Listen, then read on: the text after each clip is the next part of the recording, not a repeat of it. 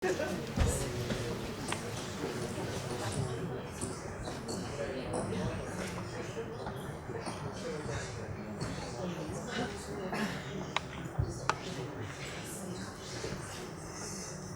večer.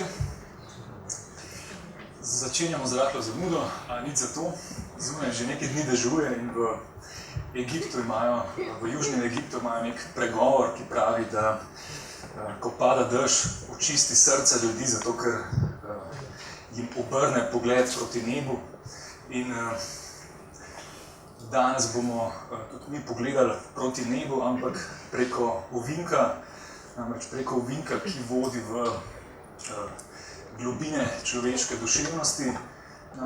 Začenjamo cikel predavanj o Rdeči knjigi oziroma o švicarskem mistiku Carlu Gustavu Jungu, avtorju znamenite Rdeče knjige, ki je prvič šla leta 2009.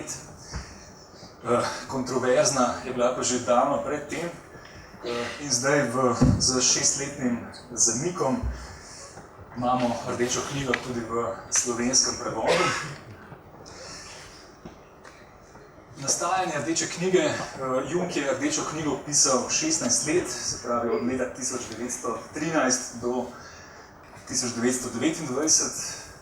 To je bil pomemben čas v Jungovem življenju, čas, ki je bil poln nekih sprememb. In Rdeča knjiga je dokument, pravzaprav nekakšen dnevnik, ki ga je Jung pisal skozi ta leta.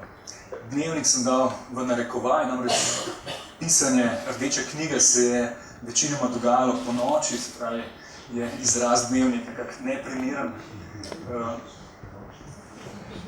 To je bil čas, ko je Jung prišel do točke, ko se je duhovno in miselno ločil od svojega učitelja Sigmunda Freuda in vzel si je po njegovih lastnih besedah dovolj časa, da se je radikalno soočil z lastnim nezavednim, tako da se to obdobje v njegovem življenju včasih imenuje kar obdobje soočanja z nezavednim.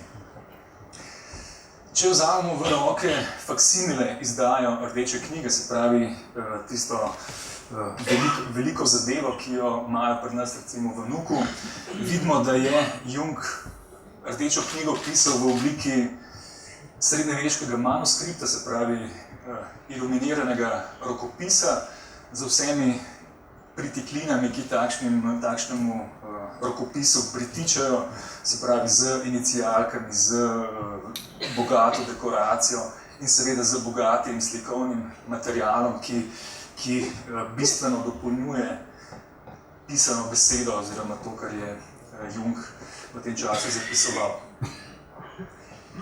Zdaj, preden začneva z samim predavanjem, še nekaj besed o samem prevajanju tega dela.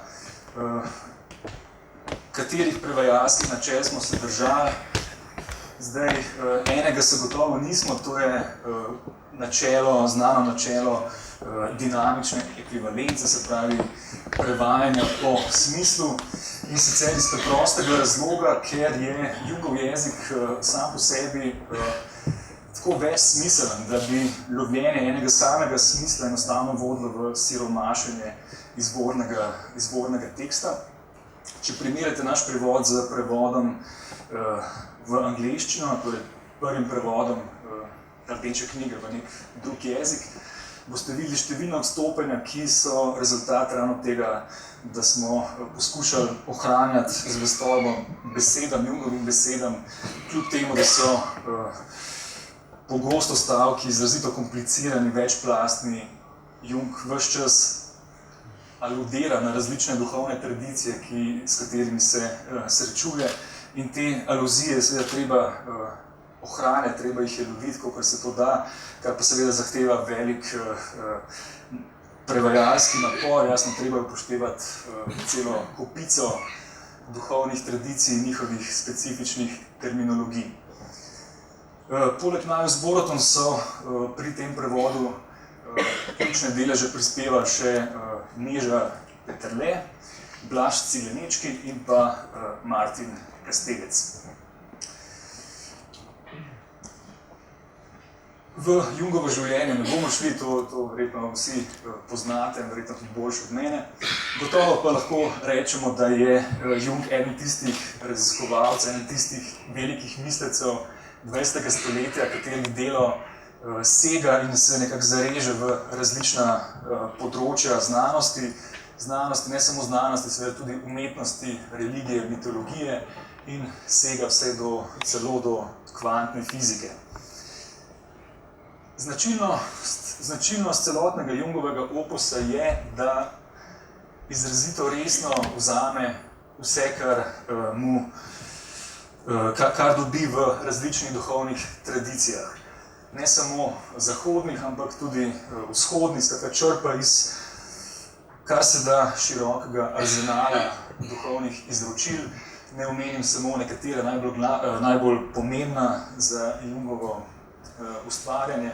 To so gotovo poznoantični gnosticizem in to do te mere, da so celo ob najdbi Nag Hammadija, znameniti najdbi apokrifnih gnostičnih evangelijev, prvi zvezek te najdbe, ki je sicer obsegla 13 knjig, imenovali kar po Jungu, se pravi Kodeks Jung. Seveda, naslednja tradicija, s katero se Jung ves čas spopada, je krščanstvo, pozneje preide na alkimijo, ukvarja se z različnimi vzhodnimi tradicijami, skratka, črpa iz izjemno širokega nabora tradicij in iz njih jemlje navdih. Zato seveda ne preseneča, da so temeljni koncepti, ki jih srečamo v Jungovi misli, neločljivo povezani z temi tradicijami. To so recimo koncepti arhetipov kolektivno nezavednega, individuacije, sebstva in tako naprej. Če nekako parafraziramo Rousseauovo znano geslo nazaj k naravi, bi lahko v primeru Junga rekli nazaj k duhovnim tradicijam. Skratka, resno vzeti to, kar nam zgodovina človeštva, kulturna zgodovina človeštva ponuja.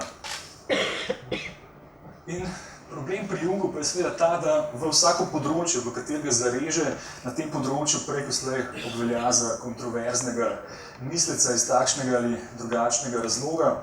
Recimo, tipičen primer je seveda z vidika krščanstva, ki mu očita nekakšno psihologizacijo Boga. Zdaj, jaz ne bi rad pridodajal te olja na ogenj, te njegove kontroverznosti, ampak bi raje izpostavil neko tradicijo, kjer Jung ni problematičen, oziroma neko tradicijo, kjer se mi zdi Jung dokaj ortodoksen. To je tradicija platonizma. Zdaj, če začnem to bo tudi glavna tema mojega dela predavanja, se pravi odnos med Jungom, platonizmom in platonizmom inherentno mistiko. Če torej začnem to primerjavo Junga in Platona, bom začel kar z biografskim dejstvom, da vemo, da se je Jung v mladosti in tudi še v starosti navduševal nad znamenitim nemškim arheologom in klasičnim filologom Friedrichom Kreuzerjem, ki je napisal knjigo, ki jo imate na desni strani diapozitiva oziroma slajda, Symbolik und Mythologie der alten Völker, torej neka sinteza mitologije starih ljudstev, h katerim pa Kreuzer pristopa z izrazito novoplatonističnega stališča, skratka vzeme nek novoplatonski hermenetični okvir in razlaga razvoj najzgodnejših mitologij in njihove simbolike.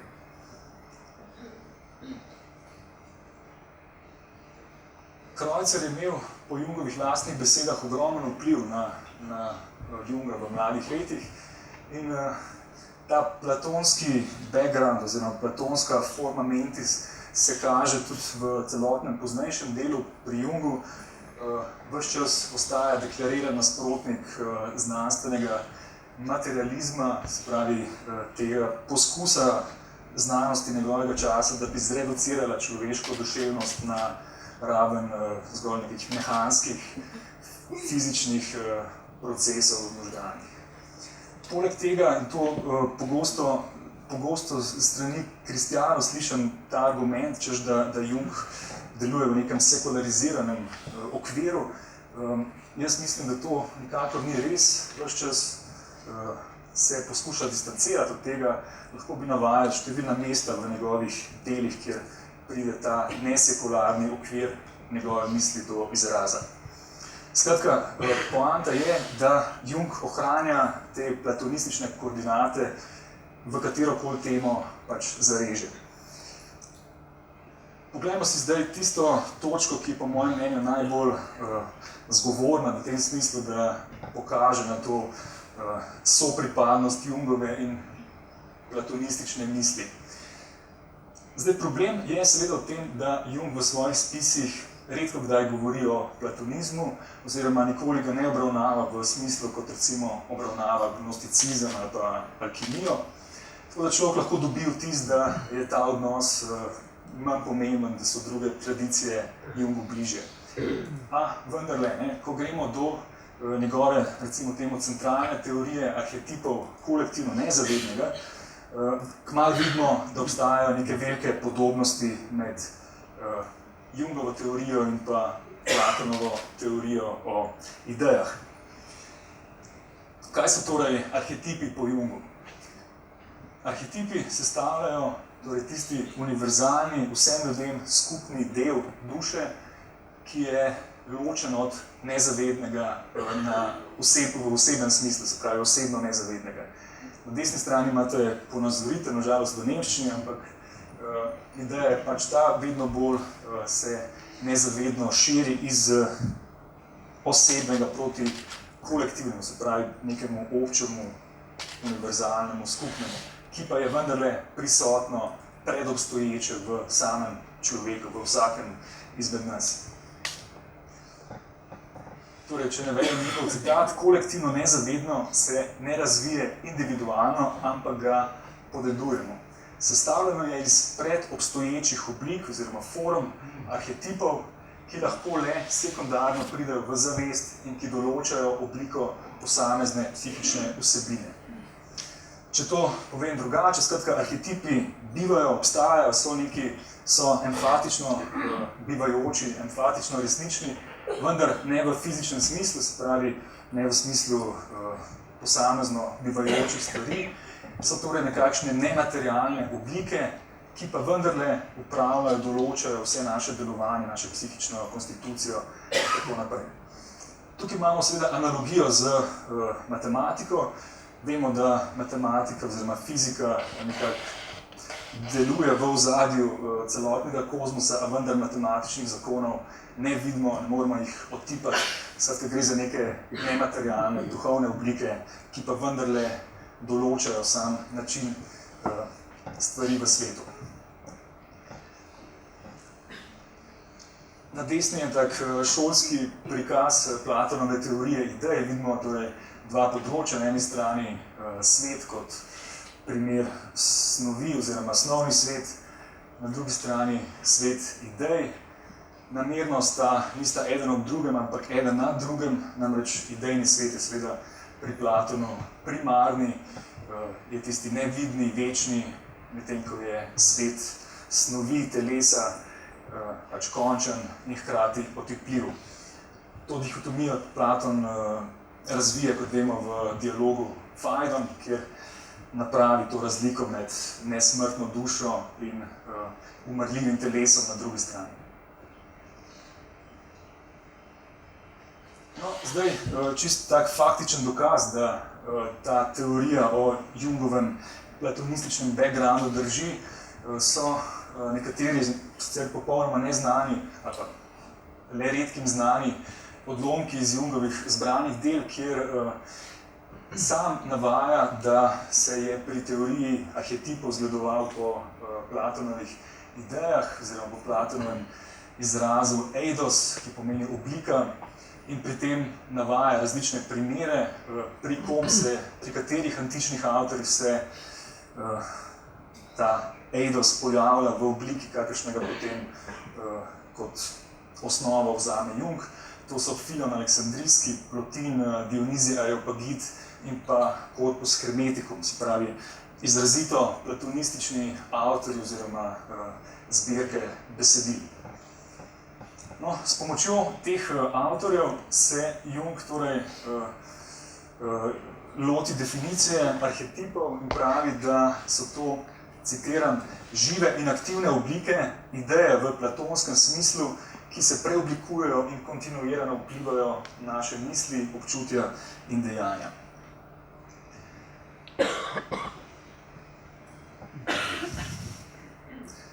Ključnega pomena pri tej povezavi med Jungom in platonizmom vidim v Platonovi teoriji o spominjanju, o anamnezi, ki jo srečamo v znamenitem odlomku dialoga Menon, dialoga, ki govori o kreposti, se pravi o vrlini, ampak v nekem odlomku se Sokrat nameni svojemu sogovorniku dokazati, da v bistvu vsako učenje ni nič drugega kot spominjanje tega, kar smo vedeli že v preteklosti.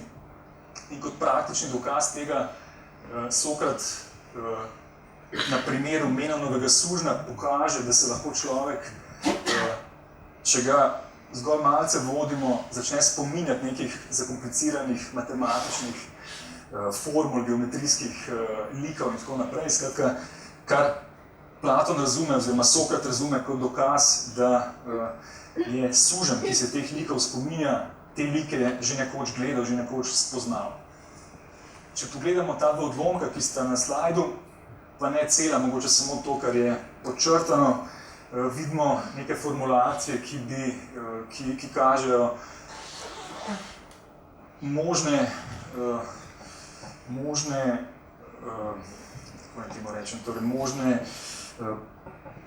možno podlago tega, odkoder je črpal tudi Jung pri svoji teoriji arhetipov.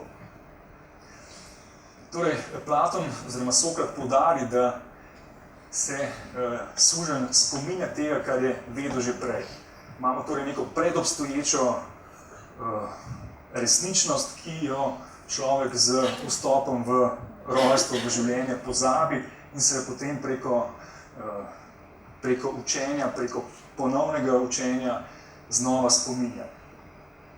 To potrjuje zadnji stavek tega navedka, torej kajti iskanje in učenje je v celoti spominjanje. Na drugi strani imamo odlomek nekoliko kasneje, kjer se potem Sokrat z Menonom gresta v debato o tem, zakaj je torej učenje spominjanje, oziroma kako to utemeljiti. In potem so tukaj pomembni izrazi, torej Sokrat govori o resničnih mnenjih, se pravi, ne gre za neka lažna, neke prividna mnenja, ampak tisto, kar je naša resnična vednost, tisto vednost smo vedno poznali že od samega začetka. Kar se mi zdi v povezavi z Jungom zanimivo, je to, da Sokrat pravi, da so ta resnična mnenja se začela gibati kakor sanje. Tukaj imamo seveda sanje kot eden glavnih snovi Jungove misli in pa predvsem glagol gibati, ki nekako nakazuje, da ta resnična mnenja, se pravi ideje, če ostajamo znotraj platonističnega horizonta, da se vendarle giba, da se spreminja, da ima nek razvoj, nek proces po samem sebi. Če gremo nazaj na Junga, zelo podobna situacija je pri Jungu, še posebej v Rdeči knjigi lahko to procesualnost spominjanja arhetipov ves čas zasledujemo. Po Jungu je namen tega procesa, da prebudimo lastno vednost, ki je torej že prisotna v nas, se pravi arhetipe, ki pa se na to, podobno kot prej pri Platonu, začnejo sami gibati in sami nekako določajo pot, neodvisno od naše zavestne kontrole, od naše zavestnega ega.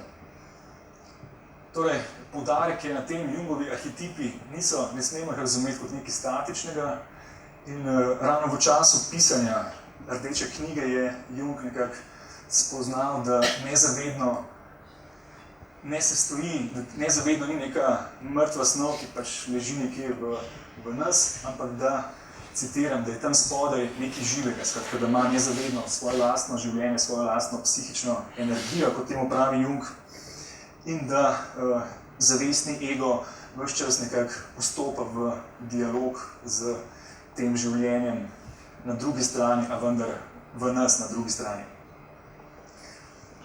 Ni naključje, torej, da vse tri knjige, iz katerih je sestavljena Rdeča knjiga, že v samem naslovu implicirajo to gibanje, to procesualnost tega duhovnega dogajanja, torej pot prihajajočega, podobe blodečega in pa preizkušnje, ki seveda implicirajo nek proces preizkušnje, torej prehajanja iz ene faze v drugo. Podobno v znamenitem delu, ki je nekako zaznamuje novo smer v Jungovi misli, Wandlungen und Symbole der Libido, se pravi spremembe oziroma preobrazbe in simboli libida, imamo spet besedo preobrazbe, ki implicira ta proces duhovnega razvoja.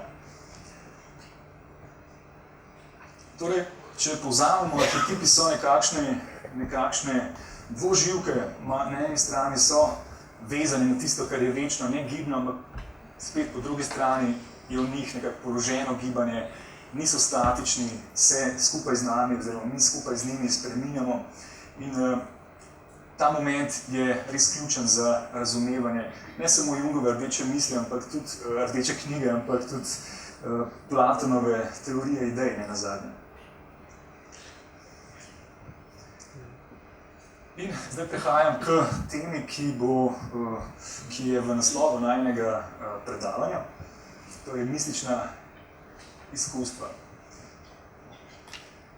Zdaj, ko smo torej videli, oziroma upam, da sem kakor toliko uspešno pokazal, da je platonizem tisti skupni background različnih Jungovih konceptov, različnih Jungovih življenjskih faz, različnih Jungovih del, gremo do tega, kar je nekako osrednja, kar je skupni imenovalec vseh platonističnih vej platonizma, in to je seveda mistika oziroma mistična izkustva.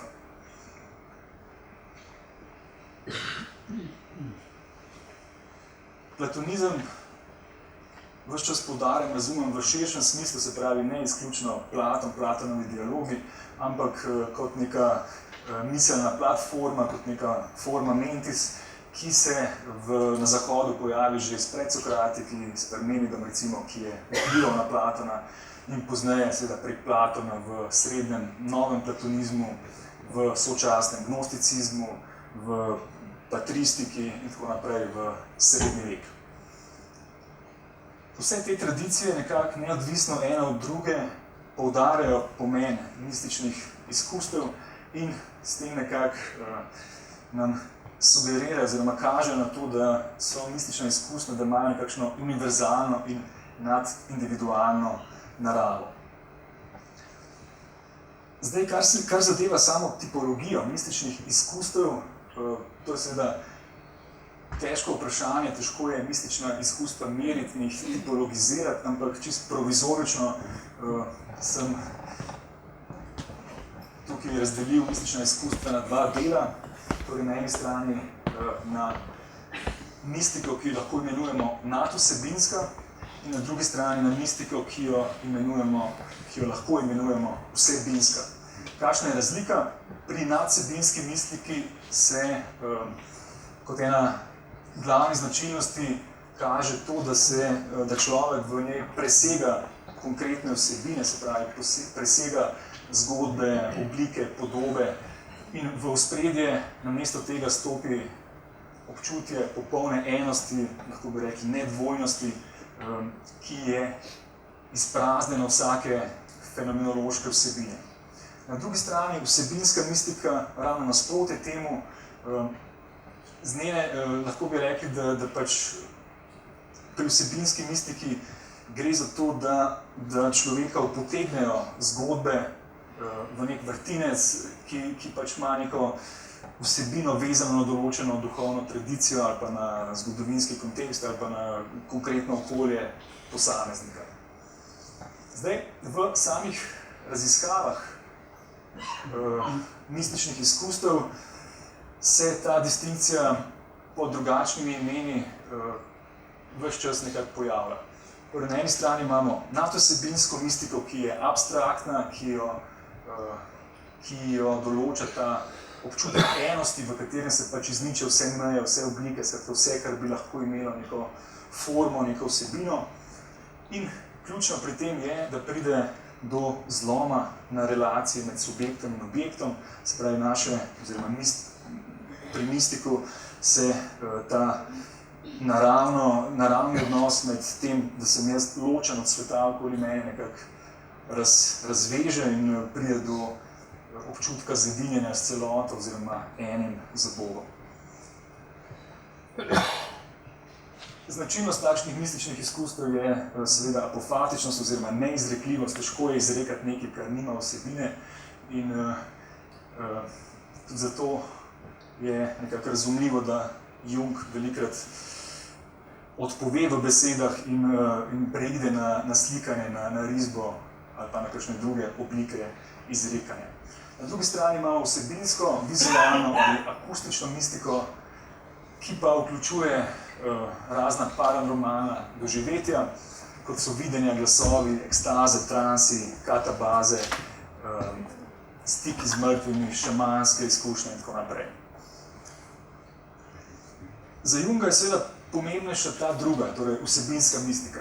Sodobni raziskovalci mističnih doživetij seveda dajo prednost tisti prvi, torej nadvsebinski mistiki, češ da je to tista čista, idealna, abstraktna oblika mistike, medtem ko vidijo v glasovih, v videnjih, v nekih podobah, običajno nekakšno zastranitev ali pa neko stran pot, nek nezaželen stranski pojav. V psihiatriji za take stranske poti verjetno poznajo celo kakšne diagnoze. No, ampak dejstvo je, da je večji del mistične literature, in to velja tako za vzhod kot za zahod, v resnici neločljivo povezan z temi vsebinskimi elementi. Obstaja seveda zdi se, če beremo tekste, da ob vsakem opisu te abstraktne mistike najdemo tako rekoč neke zgodbe, ki so mistika pripeljale do te čiste izkušnje. Primer je, mogoče najlepši primer je Parmenid, predsokratik, s katerim se tako rekoč grška filozofija začenja zares. To je Hegelova izjava, da se je grška filozofija zares začela s Parmenidom. Namreč pri Parmenidu v njegovi pesnitvi imamo v uvodu nek opis nekakšne šamanske izkušnje, ki ga potegne, ki ga povleče k neki neimenovani boginji. In šele ta boginja, se pravi, ko je ta vsebinski del zaključen, mu boginja posreduje nauk o bivajočem, ki velja za nekak začetek, prvi zapis zahodne mistike v grškem svetu. Zdaj, Parmenid je torej dokaz, da se oba tipa nekako ne izključujeta, ne nujno izključujeta, da sta povezana. In ravno z tega vidika se mi zdi Jung še posebej zanimiv, namreč celotna Rdeča knjiga je lahko razumljena kot nekakšen opis oziroma spremljanje tega dogajanja znotraj vsebinskega mističnega doživljanja. Jasno, kot vsi mistiki, Jung ne govori o mistiki govorimo mi, ki nismo mistiki, ampak zato pa nasprotno vstopa v samo izkušnjo in proba skozi to izkušnjo osvetljevati torej naravo mističnega izkustva. Kot rečeno prej, ko odpove jezik, pride na plan simboli, pride na plan podobe. Na desni vidimo enega osrednjih likov iz Rdeče knjige, Filemona, starca Filemona, ki nastopa v zaključnih delih Rdeče knjige. Kar zadeva to vsebinsko mistiko, spomnim še na izvorni pomen besede ideja v platonizmu, se pravi pri Platonu.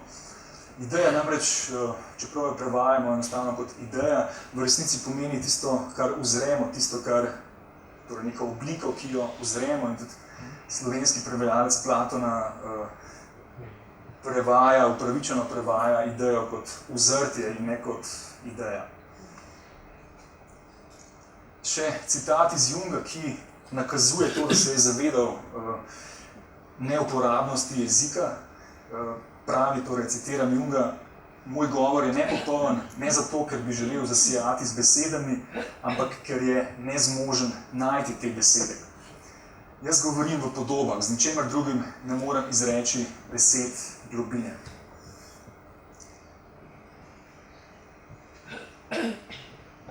Torej, če v Rdeči knjigi nimamo znanstvene razprave o mistiki, kako torej prepoznati mistične elemente, oziroma za katerimi koncepti, za katerimi podobami se skrivajo klasične oblike mističnih doživetij. To so gotovo na eni strani sebstvo, kot eden temeljnih Jungovih konceptov, z njim povezana individuacija, se pravi proces, ki vodi do sebstva, že omenjeni arhetipi in pa mogoče centralna tema Rdeče knjige, rojstvo podobe Boga, ki pač vznikne iz človeka samega. Še zadnja dva slajda, kar se mojega dela tiče, torej par besed o individuaciji kot poti do sebstva. Po Jungu je pač naš zavestni jaz, se pravi naša zavest, od rojstva naprej podvržena nasprotjem, ki so pač inherent, ki pač obstajajo v svetu, ves čas se nekako soočamo z dihotomijami. Zato na začetku Rdeče knjige začenja z nekim pojmovnim parom, na eni strani smisel, na drugi strani protismisel, med katerim ves čas naš ego, se pravi naš zavestni jaz, krmari in se zaletava iz enega v drugega. Obstaja pa po Jungu torej neka presežna raven znotraj človeka samega, ki je Jung dal ime sebstvo. In to sebstvo presega nasprotja v nadsmislu. Se pravi, če imamo na ravni ega smisel, protismisel, sebstvo oboje preseže na ravni nadsmisla. Klasična analogija bi bila verjetno Heraklitova misel, kjer imamo svet poln nasprotij, ki se nenehno spreminjajo, izza njega neka transcendentna resničnost, logos, ki nasprotja poveže v eno, ki jih presega na višji ravni. Podobno torej pri Jungu in pot individuacije, se pravi pot, ki jo opisuje teh 16 let Rdeče knjige, vodi ravno do te točke, se pravi točke preseganja nasprotij, integriranja tistega, kar izločamo iz samega sebe, da dosežemo neko celoto, neko celovitost. Simbol tega procesa in hkrati sebstva so znamenite mandale, v katerih je Jung veliko pisal in ki jih je začel risati ravno v tem obdobju. Ne samo risati, tudi prepoznavati v sanjah in v različnih umetnostih, različnih kultur. Pomembno pri mandalah je to, da imamo nek trden center, iz katerega harmonično in enakomerno, uravnoteženo izhaja neki koncentrični krogi, se pravi proces, spet nakazuje to dinamičnost individuacije, se pravi procesa iskanja sebstva. In Jung pravi, da ravno ko je prišel do mandal, se mu je nekako pojavila ta ideja o sebstvu in je razumel, kam te psihične silnice, s katerimi se je leta ukvarjal, v bistvu vodijo, kam tendirajo, kaj je tisti telos, tisti cilj, kateremu stremijo. Kar zadeva spet mistiko, še enkrat poudarjam, torej pri Jungu mistika ni neko mistično doživetje v smislu nekega kratkega trenutka, ko se človeku razjasni vse, ampak je to ves čas proces, če uporabimo njegove izraze, se pravi, to iskanje lastnega mita, ki ga potem mistik živi, ki ga potem aplicira v svoje življenje, njegov ego nadomesti celovito sebstvo in to sebstvo živi dalje, ne preneha živeti, ni to samo neka točka na premici našega življenja. Skratka, ta notranji mit je povezan s tem, je neka vertikalna vez s tem, kar smo v resnici in to je po Jungu nekaj božanskega, ne samo po Jungu, to trdijo vse, tako rekoč vse preomenjene tradicije od platonizma, gnosticizma, tudi pri krščanskih mistikih najdemo podobne trditve, recimo pri mojstru Eckartu, kot najbolj poznanem primeru. In še zadnji slajd, ki ponazarja druga dva koncepta, se pravi to rojevanje Boga v človeku samem. To se seveda dogaja skozi proces individuacije, vsi ti koncepti so med sabo smiselno, smotrno prepleteni, težko jih je ločevati, sploh na teoretski ravni je, v bistvu s tem delamo napako oziroma zmanjšujemo pomen vsakega posebej, ker ne vidimo te kompleksne celovitosti vseh teh procesov, ki se zlivajo v eno. In torej v Rdeči knjigi, kot rečeno, je osrednji moment ta proces Jungovega iskanja Boga, ki na koncu vznikne iz njega samega. Na desni strani imate upodobitev tega, veliko govori o jajcu, iz katerega potem se naenkrat, ki se odpre in zraste nov Bog, se pravi to zametki njegovega sebstva. Spet imamo tukaj številne analogije z grško in drugimi mitologijami, ki rojstvo kozmosa vidijo v kozmičnem jajcu. In da še končam z tisto najbolj značilno mistično potezo, to je zedinjenje z Bogom v tem, torej v podobi Boga, ki vznikne v človeku. To je v bistvu nekakšen ekvivalent mističnemu zedinjenju z Bogom, kakršnega opisujejo različne mistične tradicije. Pomembno je, da pri Jungu to dogajanje ne poteka zgolj preko neke dialektike, preko razumskega iskanja, ampak se te arhetipske vsebine, torej te vsebine, ki ga v končni fazi vodijo na poti samoiskanja, na poti individuacije, da vznikajo iz njega samega, včasih hoteno, včasih nehoteno, v obliki sanj, v obliki halucinacij, fantazij, kot jih on imenuje. Išče jih v umetnosti, išče jih v religiji, skratka povsod vidi izraze teh izvornih arhetipov. In torej še zadnji stavek, s tem, ko ego vstopi v ta proces individuacije, ga sebstvo nekako požre, pogoltne, s tem ego umre junak, heroj, o katerem Jung veliko govori, umre in ravno to, ta absorpcija Jungovega zavestnega ega strani nečesa večjega, luminoznega, to je po mojem klasičen primer, kako mistika nekaj izgleda. Ne od zunaj, to kot mi o njej govorimo, ampak dejansko od znotraj skozi izkušnjo samo. Zdaj pa besedo predajam Borutu.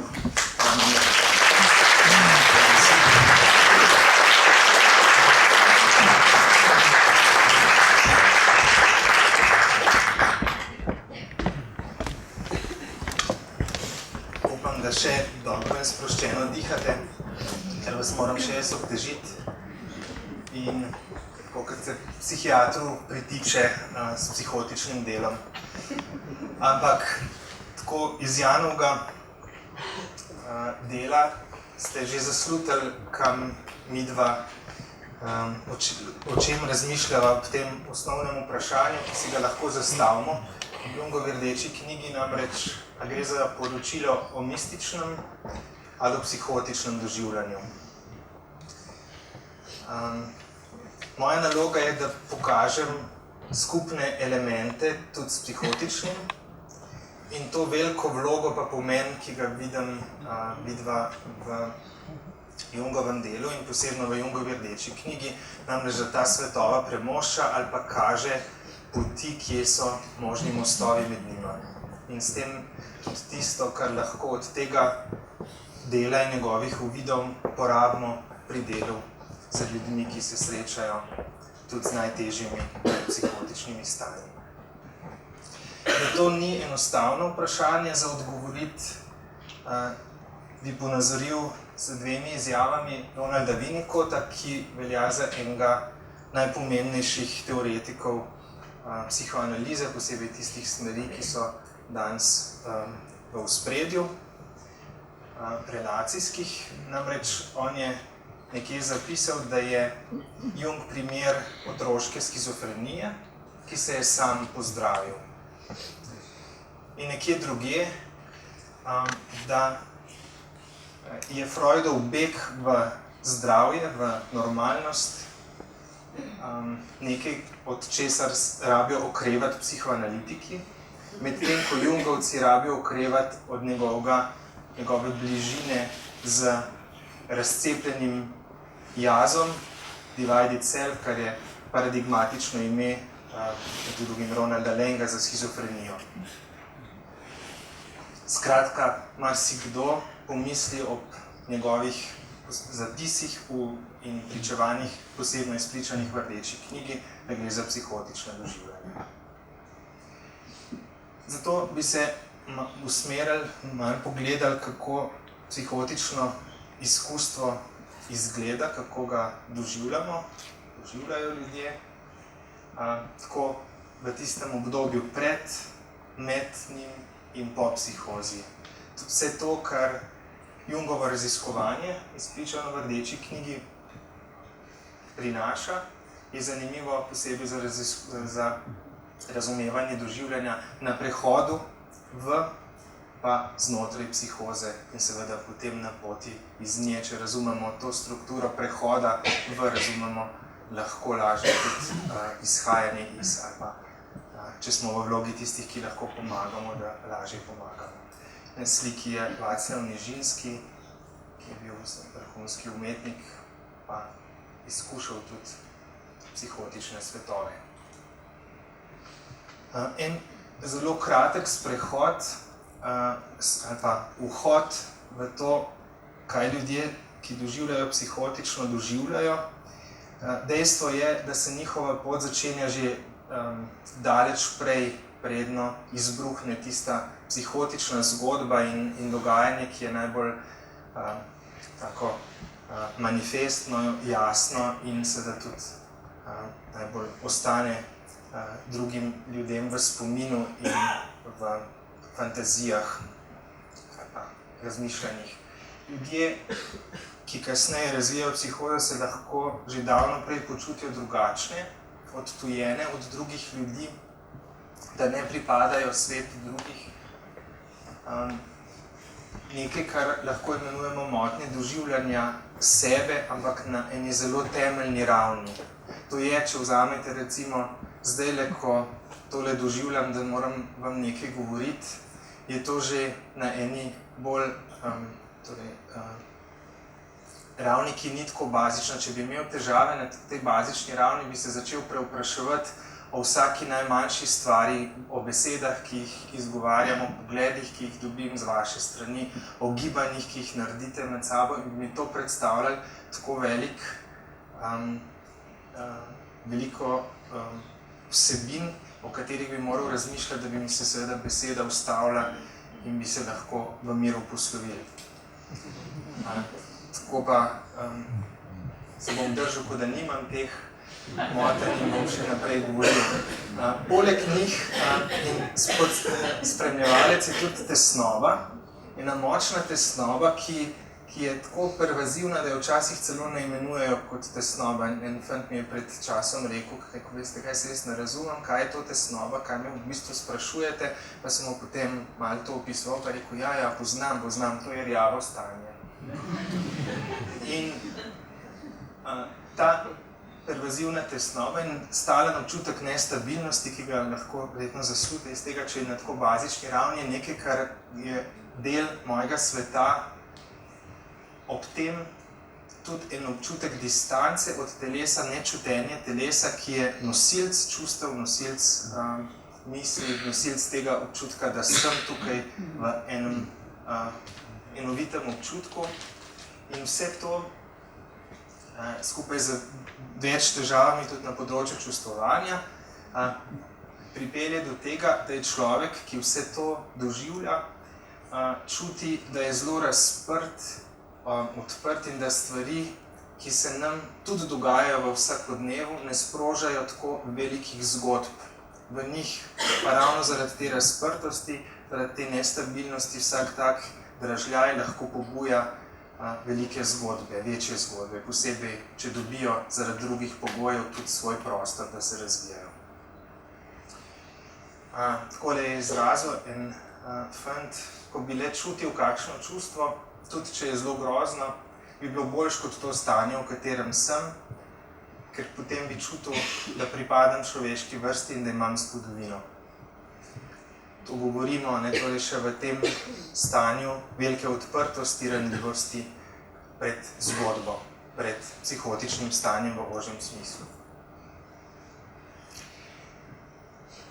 Občutki nezaščitenosti, te velike odprtosti, ko vsak pogled ali pa kretnja, kot sem prej omenil, pomeni lahko že nekaj, kar se me zelo osebno in močno dotika. Če imam pri tem še težave se umestiti v to, kakšna so neka osnovna pravila življenja, vedenja in shajanja med ljudmi, to daje osnovo, da se mi najprej kot eno dvojno knjigovodstvo, kot to imenuje Bloiler, bomo do tega še prišli, ali pa kot direkten preboj ene močne zgodbe. Zgodbe, da imam eno ali pa kakšno zelo posebno vlogo v svetu, da sem mesija, odrešenik, da sem spoznal velike stvari, pa jih imam zapovedati, oziroma predvsem jih imam, medtem ko jih drugi ljudje nimajo še, ali pa da sem, to so te grandiozne, velike zgodbe, zgodbe o velikem jazu, ali pa zgodbe o preganjenem jazu, ki je seveda tudi pomemben, da je preganjen, da me zasledujejo, da sem predmet šikaniranja, zarote in tako naprej. Na tej podlagi, kot smo jo opisali, se te zgodbe, je ta egoišče ali pa primerni pogoj za takšne zgodbe. Tole je primer enega fanta pred leti, ki je opisal en zelo razgiban, razvit sistem, da je začel verjeti in misliti, da je hipnotiziran. Hipnotizirala ga je, oziroma vodilna v organizaciji, ki ga hipnotizira, ga je ena punca, ki mu je bila pred tem všeč in kateri se je želel približati, pa se je ni upal. In vsa ta organizacija, ki ga je hipnotizirala, je želela iz njega narediti boljšega človeka. In eno razočaranje in tudi samomorilnost sta sledila, ko se je ta zgodba razblinila in ni več mogel verjeti vanjo. Prej sem omenil dvojno knjigovodstvo, ki je pravzaprav pogostejše kot enojno, samo psihotično knjigovodstvo. Ampak ostaja nek občutek za svet drugih ljudi, seveda istočasno v drugem, psihotičnem. To je Bloiler ubesedil, da kralji in vladarji, papež in odrešeniki sodelujejo večinoma v povsem banalnih delih v bolnici, v kateri je delal. In noben od naših generalov še ni poskušal delovati v skladu s svojim namišljenim položajem. Torej, lahko je kralj, pa vendar ni od svojih sopacientov in zdravnikov pričakoval, da ga bodo njegovemu činu ustrezno pozdravljali. To dvojno knjigovodstvo ima posebno mesto, se bomo toliko še pri Jungu vrnili, ker zagotovo ohranja dvojno knjigovodstvo on ves čas svojega raziskovanja. Kaj je če se zdaj k temu vprašanju vrnemo, kako bi lahko razlikovali, a gre za psihotično, a gre za mistično izkustvo. Pa, če pogledamo, kakšna je njegova metoda raziskovanja, to, kar je skozi 16 let zapisoval, posebno prva leta so bila tista, v katerih je intenzivno doživljal, potem kasneje stvari tudi predeloval. Vidimo eno dvojnost med pasivnim doživljanjem podobe, se mu vizije, videnja se mu odprejo, se mu razkrijejo, potem pa v njih vstopa tudi aktivno in z liki, ki se mu prikazujejo, ki se mu v teh vizijah pokažejo, vzpostavlja stik, se pusti učiti od njih, vzpostavlja dialog z njimi in ohranja tudi ves čas dialog s sabo. Tako, imamo več zrcal znotraj tega. Ampak ta osnovna, on svojo metodo aktivna imaginacija imenuje, ampak ob tem sta vsaj še ta dva procesa, da marsikaj doživlja seveda pasivno, da se mu sploh odpre in razgrne, in potem tudi ta del, da stvari predeluje, dodeluje in velja za njegovo delo, tudi sam to reče, da celoten njegov psihološko-psihoterapevtski opus temelji na izkušnjah in doživetjih, ki jih je opisal v Rdeči knjigi, da gre pravzaprav vse, kar je kasneje napisal, samo za predelovanje teh uvidov. Ampak tudi znotraj Rdeče knjige sam on že elaborira, tudi že predeluje stvari, ki jih nam razgrne.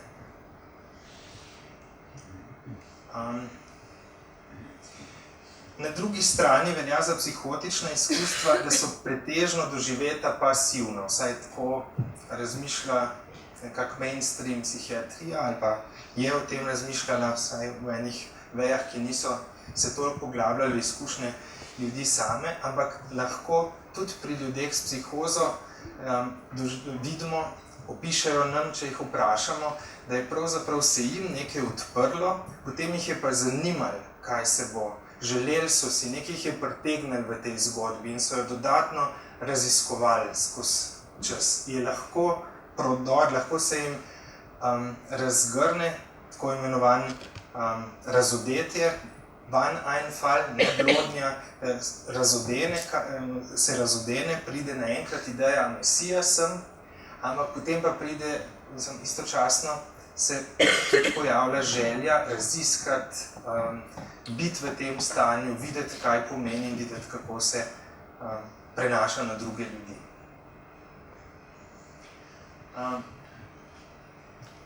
Težji del pri ljudeh, ki psihotično doživljajo, je ta drugi, predelovanja tega, kako se zdaj s to veliko izkušnjo, ki se nenadoma odpre, pa še nekim dodatnim raziskovanjem, katerega jih vleče, ampak kako se pa zdaj ustaviti, malo izstopiti, znati pogledati na to, predelati in umestiti v siceršnje življenje. Tukaj marsikoga, ki ga zajame psihoza, zmanjka, Junga pa ne. In Jung nadaljuje, raziskuje naprej, umešča in tukaj tudi išče sogovornike v duhovnih tradicijah, kot je že Jan pregledal. Tako da se v bistvu ta zapeljivost norosti, kot je napisal, kot je eno dobro delo o izkušnjah ljudi, ki so se s psihozo borili in z njo prišli skozi v enem dobrem izhodu. Skratka, to zapeljivost tudi zna izpeljati. In Parmenid, kot smo ga že omenili, tudi tako v tem čist začetku svoje pesnitve, to dvojnost, katero Jung uspe ohranjati, marsikdo, ki ga psihoza zajame, pa ne je to, da med tem, ko bile ga nosijo, tukaj se mu je ta pasivni, trpni del, na drugi strani, kamor seže moja želja in moje zanimanje, moje raziskovanje. Tako da, če se k temu osnovnemu vprašanju zdaj vrnemo, kako bi lahko razlikovali, ali gre za mistično, ali gre za psihotično doživljanje, ki jo opisuje Jung, lahko na ravni besedila samega potem razmišljamo, ker ohranja ves čas eno navdihujoč, svež, svoboden duh tega raziskovanja, ko opisuje vstopi, se da poučiti od podob, ki se mu prikažejo, spet razmišlja, kaj mu pomenijo, pomisel, a se mi je zdaj že zmešal, a sem že v psihotičnem stanju, ali nisem, ohranja to odprtost, to možnost vstopanja in izstopanja in ohranja tudi sporočilnost drugim ljudem.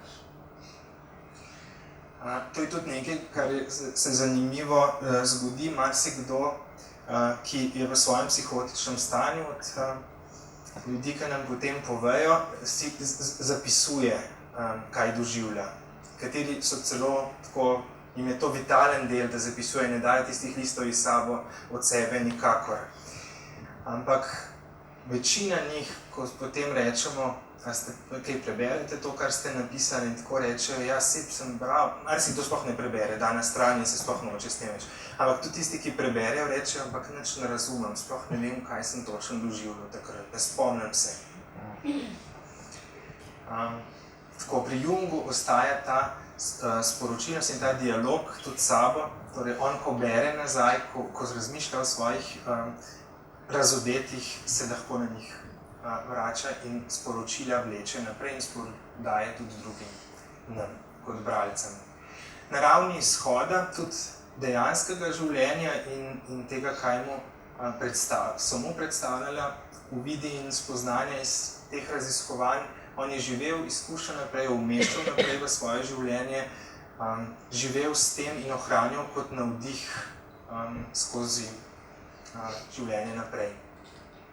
Na ravni izkustva samega je pa to, kar sem že nakazal, da v zgodbi, v tem prepuščanju, po odprtih in ohranjanju ene možnosti izstopa ves čas, torej lahko tudi na ravni same izkušnje, če jo probamo, če bi vzeli to, kar piše v Rdeči knjigi, pa če bi nam eden od pacientov, ki je šel čez psihotično fazo, to opisoval, bi našli določene razlike. Ampak res poudarek najnega prispevka danes je v tem, ne da se zdaj mirno opredelimo, rečemo, to je mistika in gremo domov, ampak da vidimo tudi te sorodnosti, ki jih za psihotičnimi svetovi ves čas tudi vidimo. Zato se trudimo pravzaprav razlike iskati, ker je veliko tudi podobnosti in sorodnosti. Ne moramo sicer pohiteti, ampak midva sva pred časom vsega projekta, ki sva ga Parmenid imenovala, nič čudnega, če sva oba navdušena in že večkrat ga omenjava. Namreč, ko sva gledala, kaj pacienti s psihotično izkušnjo poročajo, pa kar lahko v tej pesnitvi najdemo, sva imela idejo, ki sva jo preverila z nekaj ljudmi, ki sva jih intervjujala na tej osnovi, da sva skratka brala Parmenidovo pesnitev kot eno ogrodje, da so ljudje lahko ob tem, ko so brali, razmišljali, kaj so oni doživljali. In ta pot, ki se je skozi to pesnitev izrisovala, ene mistične potiče, rečemo za skupnim imenovalcem, jim je služila kot dobro ogrodje, da so lahko svoje izkušnje vse od začetkov, tistih, ki smo šli skupaj skozi njih, grem samo na tale graf, od teh stanj in obdobij, ki jih lahko prodromalno imenujemo, do enih uvidov, spoznanj, ki so se jim odprle in potem skoka ali pa padca v psihotično zgodbo, ki so jo doživljali prvo kot izkušnja, ki je nekaj ta apofatična. Oni so, če dam samo en primer, recimo, je pacient opisal, da je imel to nestabilnost in veliko ranljivost v zgodnejših fazah, potem se mu je pa odprlo eno videnje sveta kot enega, povezanosti vsega, imel je občutek prodora v skrivnost in tako naprej. Tudi stanje, ki ga je navdihovalo. pa potem se mu je pa lahko en tak, običajno so ga kot eno brezno, kot eno pot v občutek preganjanosti, v občutek, da morajo biti nekaj velikega in pomembnega, ker so kot eno stran pot, kot en zdrs nekam v ne več dobro stanje opisovali. Tako da jim je ta prva faza apofatična, kot sva imenovala, neizrekljiva, težko so ubesedovali, jim je ostajala nekaj, kar jim je dajalo smisel, k kateremu so se želeli tudi vračati k tej izkušnji, dočim psihotična, so pa kot napako, zablodo, če zdaj povežemo še s tem, da so aktivno sodelovali pri raziskovanju tega. En fant je tako opisal, je rekel, a veste, jaz sem že čutil, da nekaj ni čisto redo, ampak me je toliko zanimalo, kaj še, hotel sem še razrešiti to. No, toliko časa je razrešval, da je pa sicer še tik prednost, bi ga drugi odpeljali, šel do svojega brata, pa rekel, prosim, nekam ne odpelj, tole ni več v redu. Tako da ta psihotičen del so opisali pacienti, s katerimi smo midva imela priliko govoriti kot nekako eno paradigmatično zablodo, napako, nekako, da so šli predaleč, da so se preveč izolirali, preveč v en tak vse mogočen ali pa vse preganjen svet zaprli.